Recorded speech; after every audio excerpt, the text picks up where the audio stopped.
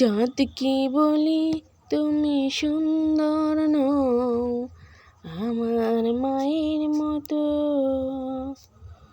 গোলাপকে বলি তুমি মিষ্টি নও, আমার মায়ের মতো। মা যে আমার সবার সেরা, অনন্তকাল অবিরত। চাঁদকে বলি তুমি সুন্দর নও, আমার মায়ের মতো। গোলাপকে বলি তুমি মিষ্টি নও, আমার মায়ের মতো। হীরা নাকি চুনি সবচেয়ে দামি, তাহার চেয়ে অধিক দামি আমার মায়ের হাসি। আমি চাঁদকে বলি তুমি সুন্দর নও, আমার মায়ের মতো। মা যে আমার প্রেম মমতা, বিধাতার দেয়া সেরা উপহার। মায়ের মতো হয়নি কেউ, হবে না আর। আমি চাঁদকে বলি তুমি সুন্দর নও, আমার মায়ের মতো। আসসালামু আলাইকুম, শুভ সন্ধ্যা। কেমন আছো আমার প্রিয় ভাই বোনেরা? আশা করি ভালো আছো। আমিও আলহামদুলিল্লাহ আল্লাহর অশেষ রহমতে তোমাদের ভালোবাসায় খুবই ভালো আছি। তোমরা কেমন আছো আমার কমেন্ট বক্সে জানাবে। তোমাদের প্রত্যেকের কমেন্ট পড়তে আমার কিন্তু খুবই ভালো লাগে, উত্তর দেওয়ার চেষ্টা করি বা উত্তর দিও। চলো আবার একটা নতুন কথা বলার ভিডিও শুরু করলাম তোমাদের সঙ্গে। আজ প্রথমেই মাকে দিয়ে শুরু করেছি। আজকের মায়ের কিছু কথা বলবো। মা হলো এমন একটা জিনিস, ছোট্ট কথা, একটা অক্ষরে মা, কিন্তু মায়ের মহত্ব অনেক। আল্লাহ পাক মায়ের মধ্যে অনেক মমতা দিয়েছে, অনেক মায়া দিয়েছে, অনেক ভালোবাসা দিয়েছে। পৃথিবীতে যদি কোনো সেফটি জায়গা হয়, মনে করো মা এবং বাবা। একটা সন্তান যদি বিপদ আপদে পড়ে, মা বাবার মতো আপন বা মা বাবার মতো কেউ চিন্তা করবে না, বা কেউ তাদের অতটা সেফটি দেবে না। তা মা বাবা যার আছে সেই জানে, সে হয়তো মর্ম দেয় না, কিন্তু মা বাবা যার নেই সেই বোঝে মা বাবা না থাকার কত যন্ত্রণা, কত কষ্ট। সে কষ্ট হয়তো কাউকে বোঝাবার মতো নয়, যার নেই সেই বোঝে। তা কী করবে, মরণ সবাইকে স্মরণ করতে হবে। তা কেউ অমর নয়, সেই জন্য নিজেকে মনে বোধ দিতে হয়। একটা এতে আছে না, ওটা মনে বোধ দেওয়ার জন্য, এতিম হয়ে কাঁদি না কেন তোমরা বলতে পারো। এটা হলো মনে বোধ দেওয়ার জন্য আমরা এতিম। আর সত্যি কথা বলতে বাবা মা যার না থাকে সে হলো 1 নম্বরের এতিম। আর সেই জায়গায় আমি এতিম আছি। আমার 2 সন্তান যাদেরকে বাবা এবং মায়ের ভালোবাসা পাই। তা ওরা কাছে আছে, ওদের থেকে অনেক ভালোবাসা পাই। আর একটা কথা, যারা আমি বাপে ঢিবে আছি বলে হয়তো বেশিটা কষ্ট আমার হয়। তা ওসব বাদ দেওয়া হবে, চলো বলি। একটা বাবা যখন মারা যায়, মাটা কিন্তু ঠিক সন্তানদের ঠিক লালন পালন করতে পারে। পৃথিবীর সবাই কিন্তু স্বার্থের জন্য ভালোবাসা, স্বার্থ ফুরালে সব ফুরিয়ে যাবে, সে যেই হোক না কেন। কিন্তু একটা মায়ে কিন্তু বিনা স্বার্থে তার সন্তানকে ভালোবাসে, বিনা স্বার্থেই কিন্তু সন্তানের সাথে থাকে। এটা মাই পারে। তবুও বাবার মধ্যে কিছুটা লুকিয়ে থাকে, কিন্তু তবুও মা। আর বাবা হলো বট গাছ, বাড়ির বট গাছ। বাবা থাকা মায়ের মধ্যে অনেকটা প্রেশার কম পড়ে। বাবা যেমন না থাকলে অনেক প্রেশার পড়ে, সংসারের চিন্তা, ছেলে মেয়েদের চিন্তা, সব চিন্তা। তা মা পৃথিবীতে কি বলো তো, সবাই একদিন জন্য স্বার্থে ঘা লাগলে কিন্তু সবাই হাত ছেড়ে দেবে, মা কিন্তু হাত ছাড়বে না। এই কদিন আগে শুনলাম ইয়েতে বাংলাদেশে একজন ছেলে এক ছেলে এক মেয়েকে কুপিয়ে মেরেছে। মেয়েটার মেন্টাল সমস্যা নাকি, ওটা মেন্টাল সমস্যা, জানি না মেন্টাল সমস্যা কি। তা মেন্টাল সমস্যা হলেও একটা রাস্তার পাগলি কিন্তু তার সন্তানকে মানে আগলে রাখে, বা একটা রাস্তার কুকুরও যখন একটা বাচ্চা হারিয়ে যায় কত কান্না করে। হ্যাঁ, সেখানে যতই সমস্যা থাক নিজের সন্তানকে, নিজের গর্ভে ধরে সন্তানকে কখনো হত্যা করতে পারেনি।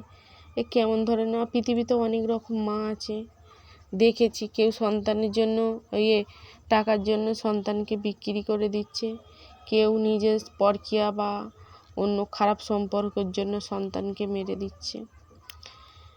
তা সেই সব মায়েদের উদ্দেশ্য বলি, এরা হলো কি বলো তো, মা নামে কলঙ্ক।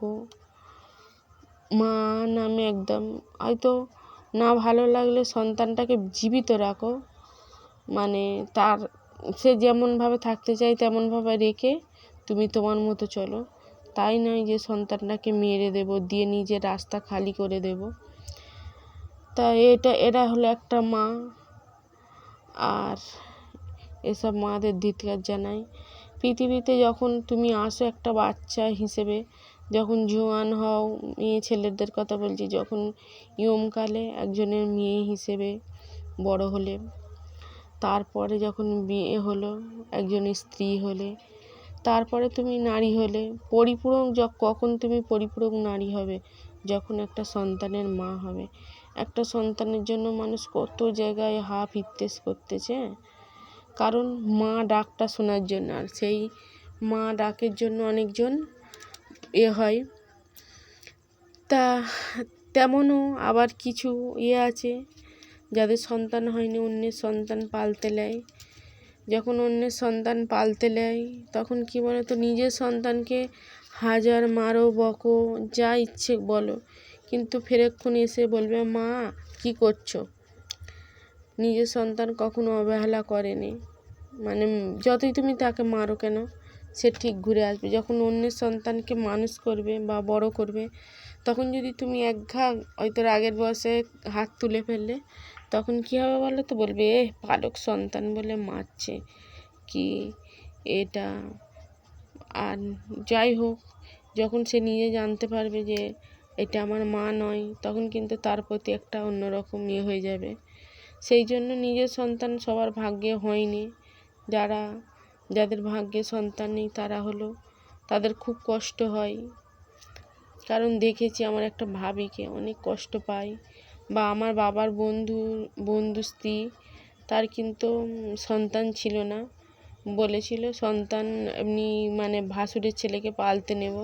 আমার বাবা বলেছিল না, ভাসুরের ছেলেকে পালতে নিও না, যদি মনে হয় যে একান্ত পালতে নেবে, মানে আমার মেয়ে যে বাবার বন্ধুটা পালতে নিতে চাইতো না, মানে বউটা একাকিত্ব বোধ করে, ছেলেরা অতটা বোধ করেনি, কারণ ছেলেটা বাইরে ঘাটে ঘুরতে যায়, হয়তো রাত্রেবেলা একবার আসলো, খাঁকা করলো, আবার সকালে উঠে চলে গেল। কিন্তু একটা মেয়ে যখন সংসারে থাকে, মা হতে পারেনি, তখন বিশেষ করে মেয়েদের ওপরে বেশি চাপ পড়ে যায়। আর এই সমাজে মানে ছেলেদের কোনো দোষ থাকেনি, যদি না বাচ্চা হয় কি বলে, মেয়েকে বলে বাঁজা, বাচ্চা কাচ্চা ধারণ করতে পারেনি, এটাই হলো সমাজের নিয়ম। তা আমার কাকিকে বলতো বাঁজা বাচ্চা কাচ্চা হয়নি। তখন আমার বাবা বললো যে তুমি যদি মনে করো যে কোনো সন্তানকে পালতে নেবে, তখন কোনো অনাথ বাচ্চাকে বা কোনো হসপিটাল থেকে একটা বাচ্চা কিনে নাও। এই নয় যে ওই ভাসুরের ছেলেদের নেবে, একটা ভাসুরের ছেলেকে নিলে আর একটা ভাসুরের ছেলের রাগ হবে, বা একটা দেওরের রাগ হবে, এইভাবে করো না। নিজের কাউকে নিও না, বেশি কষ্ট হবে। নিজের নিলে তুমি যদি একঘা বকো বা মারো, তখন কি হবে, সবাই মিলে তোমাকে ঝেপটে পড়ো। তখন আমার কাকিটা বললে হ্যাঁ ঠিক বলেছো। তা আমার কাকি একটা সেই থেকে হসপিটাল থেকে বাচ্চা নিয়েছে। মেয়েটা কিন্তু অনেক সুন্দর দেখতে, মাশাআল্লাহ, মেয়ে ছেলে অনেক সুন্দর দেখতে। সে এখন প্রায় 18 বছর বয়স হয়েছে। তার বিয়েও দিয়ে দিয়েছে, মানে ভালো জায়গায়। তা এইটাই হলো মা। তা ওর সন্তান নেই, তবু অনেকের সন্তান নেই, সন্তানের মর্ম বোঝে নেই, কিন্তু আমার কাকিটা খুবই ভালো, আমাদেরকে খুব ভালোবাসতো। আমি যখন যেতাম না, আমি বড় মেয়ে ছেলে আমাকে কোলে করে নিয়ে ঘুরতো। আর এদিকে কি, আমার বাবাও দিতে পারতো আমাকে, কিন্তু দেয়নি, কারণ আমার বাবারও আমি একা, আর আমি আমার বাবার ছিলাম চোখের মণি। প্রত্যেকটা সন্তানই তার বাবা মার কাছে চোখের মণি, আমিও ছিলাম আমার বাবা মার কাছে চোখের মণি। হয়তো আমার বাবা মার অনেক টাকা ছিল না, অট্টালিকা বাড়ি ছিল না, কিন্তু অনেক আদর যত্নে মানুষ করেছে, মানে কোনো কিছুর কষ্ট বুঝতে দেয়নি, বা অনেক আদর যত্নেতে আমাদেরকে বড় করেছে। আমার বাবা মা কোনো অভাব আমাদের পূরণ মানে করতে দেয়নি, বলার আগেই সব কিছু হাজির করেছে। কোনো দিন কোনো ধ্যান ছিল না আমাদের, তা সেই জন্যই বাবা মার জন্য বড্ড কষ্ট। তারা ছিল আমার চোখের মণি, আর আমি ছিলাম তাদের চোখের মণি। আজও বাবা মাকে প্রত্যেকটা দিন আমার চোখের পানি শেষ হয়নি, কারণ আমি তাদের দেখতে পাইনি। আবারও যদি কোনো সময় আমার পৃথিবীতে জন্ম নিতে হয়, আমি আমার মায়ের গর্ভে যেন আবারও জন্ম নিই। আমার জনম দুঃখী মা।